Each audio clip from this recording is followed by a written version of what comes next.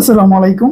সবাই অবগত আছেন যে নবম পে স্কেল দিয়েছে। পে স্কেলের গেজেট কালকে পরশু হয়তো হবে।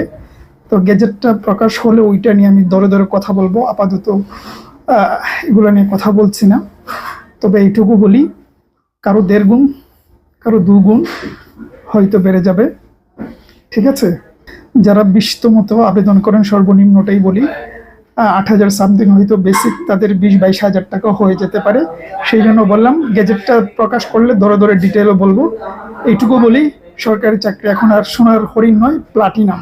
প্লাটিনাম বলতে কি, যেটা দুর্লভ, তারপর সহজে মিলে না, চকচকে রূপালী সাদা মিশ্রিত ধাতু, মানে খুবই এক্সপেন্সিভ। সরকারি চাকরি এখন ওই পর্যায়ে চলে গিয়েছে। ঠিক আছে? আগে যারা ওই 16তম 18তমতে নাক ছিটকাত যে আবেদন করব না, তারা এখন করবে, ওই দিন চলে গিয়েছে। নবম গ্রেড বা 10ম গ্রেডের চাকরি 7 আসমানের উপরে চলে গিয়েছে, ওটা পাওয়া অনেক কঠিন। তবে সূত্র একটাই, এই যে পরিশ্রম করলে যে কোনো গ্রেডই সম্ভব, তবে প্রতিযোগিতা অনেক বেড়ে যাবে।